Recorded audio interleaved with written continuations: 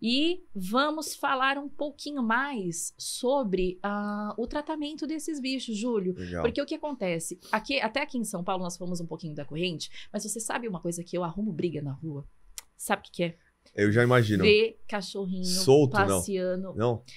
Também, mas ver o cachorrinho passeando naquele sol Isso é complicado. do né? meio-dia, o cachorrinho tá andando assim, ó, queimando a patinha.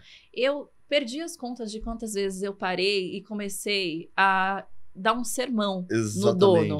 Porque isso me incomoda de uma tal forma e as pessoas parecem que não entenderam isso ainda. Exatamente. E como o animal não fala, a pessoa fala, não, ele tá bem. Mas não, a gente tá de tênis, a gente tá protegido, né? Agora, se você colocar a mão ali, 5 segundos da sua mão e você aguentar, ou estiver queimando sua mão, você vai ver o que eles estão sentindo na patinha deles, ali nos coxins, né?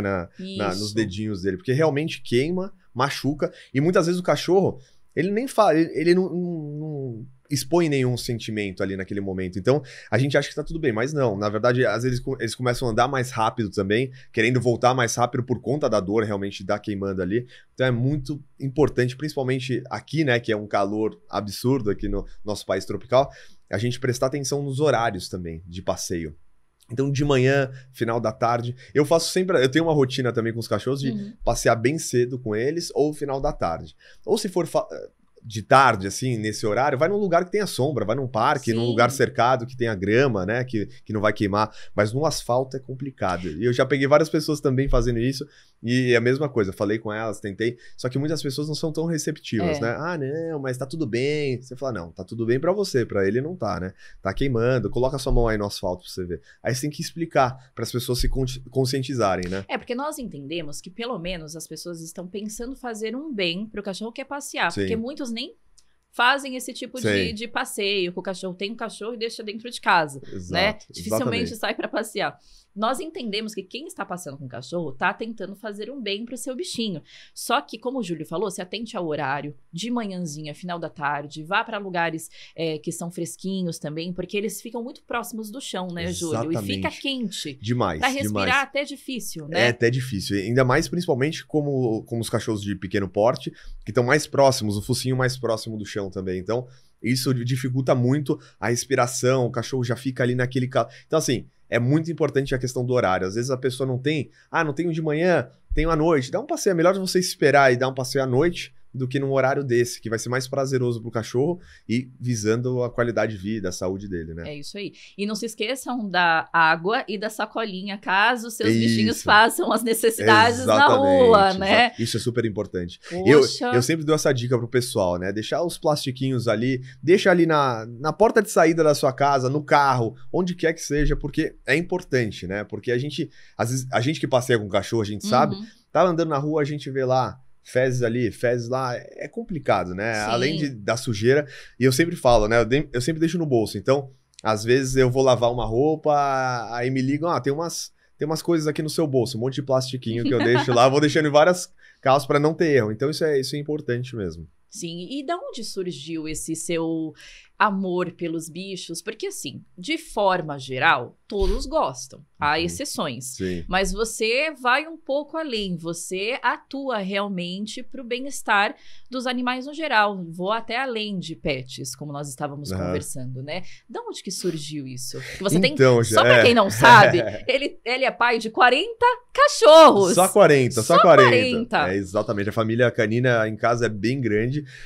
Mas eu vou dar uma resumida na minha história. Eu sempre fui apaixonado. Desde que minha mãe, meu pai sempre me contam que quando eu cheguei da maternidade em casa, eu já era maluco por cachorro. Eu já tinha cachorro em casa. Eram da família, então eu acabei crescendo com esses animais. Só que esse amor meu, eles viram que era um negócio assim... tem criança que gosta de videogame, tem criança que gosta de jogar bola. Eu gostava dessas outras coisas também, mas meu negócio sempre foi o negócio dos animais. Eu tinha os cachorros, eu via cachorro, sei lá, andando de carro... Eu vi um cachorro na rua, aí eu ficava quero cachorro, quero passar a mão, quero tocar, tal. Então foi uma coisa muito minha, assim. Meus pais gostam bastante, mas eles falaram que nunca incentivaram tanto dessa forma pra eu gostar, ter um amor muito grande pelos animais. E aí, quando eu tinha mais ou menos 2 anos de idade, eu ganhei meu primeiro cachorro mesmo, né? Eu já tinha em casa, mas o meu mesmo, que foi, esse aqui é seu, pra você. Que foi um Beagle na época, eu ganhei. E, putz, aí eu fiquei apaixonado, cuidava super bem dele, eu queria entender melhor. Então, sempre fui muito curioso, assim, para entender melhor sobre os cães, sobre já temperamento. Tinha essa predisposição, exatamente, né? Exatamente. E aí, o pessoal, até na escola, minha mãe conta essa história direto, que na escolinha eu devia ter uns 4, 5 anos, era para escrever o que a gente queria ser quando a gente crescesse, enfim. Aí tinha criança que escrevia policial, dentista, médico, advogado. Eu escrevi cachorreiro. Cachorreiro. Aí a professora ligou pra minha mãe e falou: ó, ele escreveu cachorreiro, queria entender melhor o porquê disso e tal. Aí minha mãe me explicou, e foi lá e explicou. Pô, ele é apaixonado por cachorro, cachorreiro é porque ele quer cuidar dos bichos, ele sempre fala isso e tal. Então é uma coisa que, assim, desde que eu me conheço por gente, eu sou apaixonado, sempre tive em casa. E esse amor foi só aumentando. E a quantidade de cães também, né? Então, eu fui crescendo, fui me interessando muito por história de algumas raças, para que elas surgiram. Porque muita gente não sabe, mas cada raça tem uma função. Um propósito, né? Um propósito, exatamente. Então, a gente tem lá o Rottweiler, que você já teve, o Doberman, que eu tenho, são cães de guarda e proteção. Eles foram raças desenvolvidas para proteção. Tem o pastor alemão, que era para pastoreio, o Border Collie, pastoreio. Então, o Husky siberiano, o Malamute do Alasca, são cães de trenó, de trabalho. Então, todos eles têm uma função, né? Hoje, a função, a maioria deles é ser um pet, né? Eles não têm mais a função ali na prática mesmo, né? É muito difícil a gente ver. Mas, e aí esse amor foi crescendo, minha curiosidade pelos cães, pelo comportamento dos animais. Então era muito curioso, eu pesquisava vídeo, era isso, falava com alguns especialistas. Tinha um hiperfoco nisso mesmo, né? Era uma coisa que eu queria entender o porquê disso, por que o cachorro faz isso, por que ele faz aquilo, tal. Qual que é o mais inteligente? Por que ele é mais inteligente? Será que ele aprende mais rápido que o outro? Então era uma coisa que eu tinha e ia pesquisando, tal. Mas em paralelo a isso, eu sempre gostei muito de esporte. Então, eu sempre pratiquei lá no São Paulo mesmo. Por que será, né? Exatamente. Isso eu fui bastante influenciado pelo meu pai, principalmente. Então, eu joguei tênis muito tempo, futebol. No tênis eu fui até além ali, eu me federei, joguei alguns campeonatos no Brasil, na Argentina. Que legal, não sabia. Eu joguei bastante tênis, eu sou apaixonado. Hoje, assim, já faz uns bons anos aí que eu parei, até por algumas lesões também e por conta da vida, da correria da vida, que a gente acaba não tendo muito tempo. Mas foram eu falo que duas coisas que eu sou apaixonado, esporte e animais, né? Cães em específico, claro. Mas... E aí, continuando a história dos cães, ele foi só aumentando, né? A quantidade dos cães. E aí foi onde eu... Mas nisso você morava em casa, em apartamento? Como que era a logística? Era uma logística complicada. Eu morava em casa antes, e aí eu conseguia ter ali meus 4, 5 cachorros. Tá. Que era uma quantidade bastante para uma pessoa normal, né? E depois, quando eu fui para apartamento, aí complicou um pouco, mas eu tinha meu sítio. Então, no meu sítio, que era uma casa de campo, que eu tenho até hoje em Boituva, lá a gente tem a minha casa de campo e a gente pegou um terreno do lado e construiu o canil. Então, eu tenho um canil lá que tem bastante espaço verde para eles correrem. Então, assim, para eles é super gostoso. A qualidade de vida muito. Virou, na verdade, o resort deles, exatamente, né? Você só vai lá de visita, que não é mais seu. Eu tenho que pedir autorização para eles, entra lá. É praticamente isso. E aí, nesse meio tempo, eu fui entrando muito na causa animal, né? Porque eu sempre fui de animais, eu vi um cachorro na rua, eu falava, pô, tá na rua, eu vou tentar ajudar. E lá no início eu era super jovem, vou tentar ajudar, como que eu vou ajudar esse animal? Aí eu pegava ele e depois eu via o que eu ia fazer. Então, pegava, trazia para casa, e levava no veterinário, via o que ele tinha, tentava doar esse animal, o que muitas vezes é muito difícil, né? Porque os cães de rua, às vezes são mais velhos, são grandes, né? Então... E as pessoas não sabem que tipo de comportamento eles vão ter, né? Uma coisa meio imprevisível. Então, de repente, tem criança em casa e aí fica com medo, né? Dessa interação. Não, é muito complicado. A gente não sabe o histórico, né?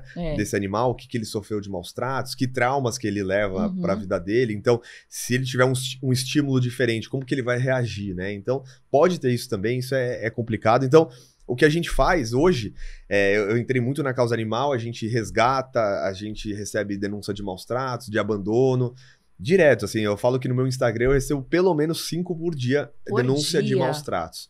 5 por... E a gente, infelizmente, não consegue atender todo mundo, porque é muita coisa, né? E não tem onde deixar esses animais também. E tem os órgãos competentes para isso, né? Se não me engano, o Dr. Bruno Lima atua muito na causa. Sim, o Bruno é um grande parceiro, grande amigo também. A gente fez vários resgates juntos também.